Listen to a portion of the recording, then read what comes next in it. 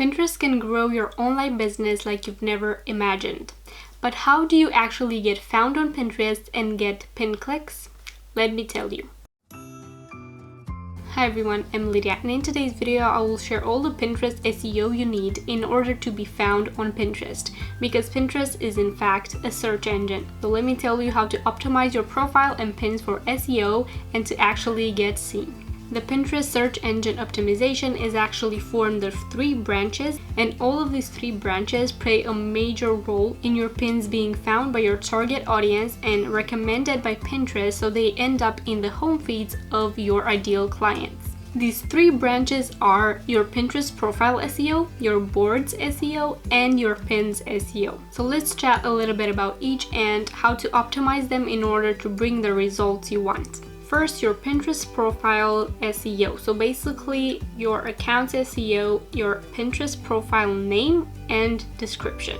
Both of these need to include specific keywords that relate to your niche and that show people what you'll be pinning most of and what your account is really about. Optimizing your Pinterest profile for SEO doesn't only help people find your name in search, your profile in search if they're searching for freelancing tips, for example, but that will also really help Pinterest out in recommending your account to the right people and for the right people of finding your pins. So here's what you need to do. Write down specific keywords that relate to your niche on a piece of paper, or you can use for this my Pinterest workbook that I've talked about. You can use it to optimize your account for SEO, grow every single day. It includes a daily checklist that you can use to grow on Pinterest, and with that you will also get 2 full video tutorials that nobody else has about how to pin unique pins and how to create unique pins in Canva that are branded and that people will click on, and how to pin them every day. So my daily pinning strategy that will help you get seen in Pinterest. And the next video tutorial is about Tailwind and how to use it to schedule your pins. So by getting that workbook, I'm sure it will help you stay organized with your content, and it will help you grow your Pinterest account and create actual leads to your website that will increase your income.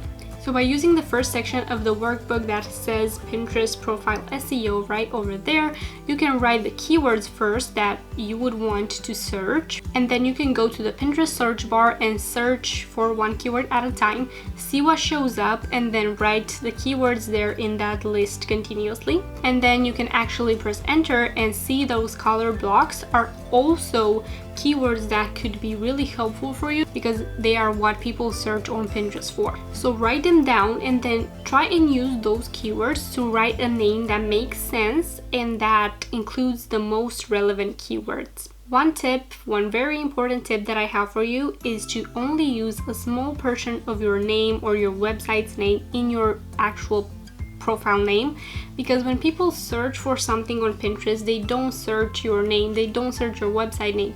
They probably don't even know you have a website. Obviously, that's what you're trying to do to promote it. So what I suggest is just including a little snippet of your name or business name in there, and then use the rest of the space of your name to actually write what your profile is about. For example, my Pinterest name is Lydia, a little line, and then social media marketing and freelancing tips is what I used for people to find me. When they search for social media marketing, they find my account and then they will read my description and find out what I do. And this is what I will be talking about now. The description needs to include keywords as well, but not added with a comma in between them. Try and write them as a sentence, and that makes sense. So basically in your Pinterest description, you need to include what you're doing and who you're doing it for. Make sure to not include the same keywords in your profile name and the description. Try and use the description for other keywords that you've not included in the title, because you're just wasting space if you're using the same keywords. So for example, write I'm a Pinterest VA and social media manager that helps online freelancers or online creatives grow their online business and make money online. You can also use the description to add a call to action, basically a little link like check out my website, check out my services, check out my workbook, or something like that. You can use the last snippet of the description for that.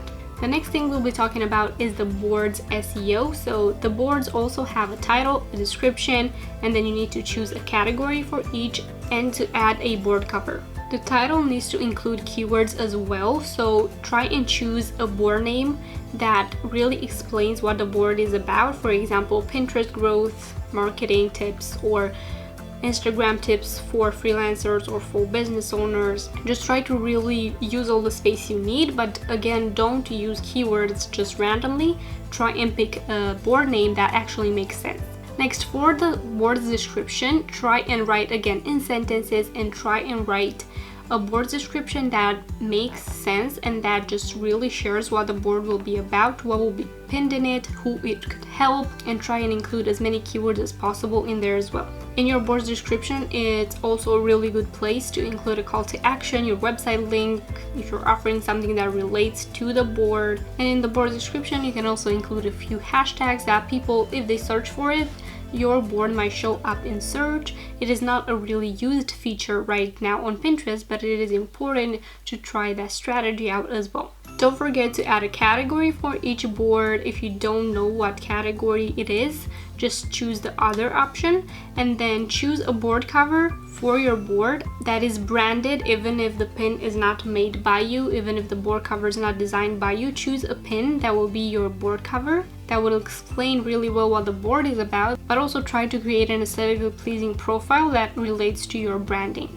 And finally, now we're going to talk about your unique Pins SEO, which are your pin graphics that you're creating in Canva or anywhere else, and you're pinning every single day to Pinterest. The first thing that you need to keep in mind is that to grow on Pinterest, you need to be pinning your competition's pins into your own boards that are not your anchor boards. So when doing that, make sure you're choosing the pins that have the best SEO. For example, if you're going to be pinning a lot of pins that don't have a description or just have a really small description without enough keywords, then your Pinterest profile will not be as well optimized as if you will be pinning your competition's pins that are really well SEO optimized. No matter what pins of your competition you're pinning, so other people's pins, your own pins, your unique pins need to be really well optimized for SEO.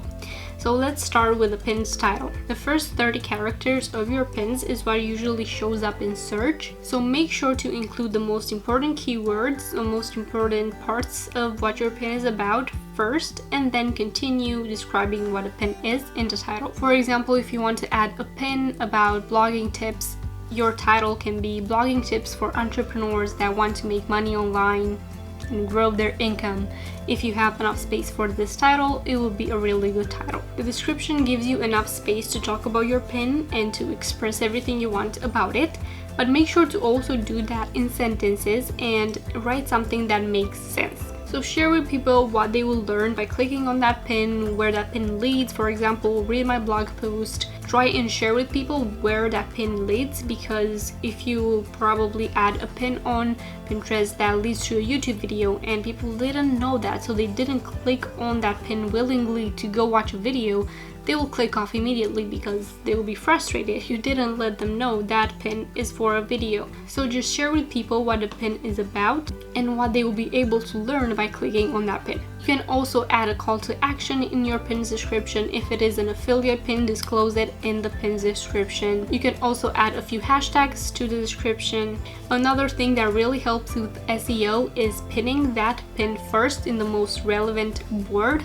So basically pin it in the board that makes most sense for Pinterest to understand what the pin is about. Because if you pin a blogging pin first in your own board, your anchor board about all of your pins, Pinterest won't really pick up on that SEO. But if you pin it first in a board that has only that type of content, Pinterest will know that your pin is probably the same as all the other pins in that board. Then you will also need to schedule it with Tailwind, add it to tribes, and put it in your anchor boards. My Pinterest workbook that I've talked about also has boards SEO sections and pins SEO sections, and you can use those to optimize your pins as well. If you want to get a really special offer on the workbook with the tutorials that I've mentioned, you can click the link below. It's a one-time offer for every reader, and if you pick it up today, you can get a really good discount on it. So these were my tips on Pinterest SEO that you should completely keep in mind if you want to grow your business with Pinterest and have your pins actually recommended by Pinterest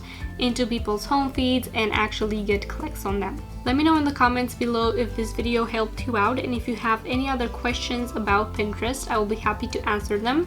And also don't forget to like this video and subscribe to my channel for new videos every Tuesday, Friday, and Sunday. If you press the notifications bell and you press all notifications, you will be receiving a notification every single time I upload a new video, and trust me, you don't want to miss them. They're really helpful free resources on growing your online business. So thank you so much for joining me today as well, and I really hope to see you in my next video.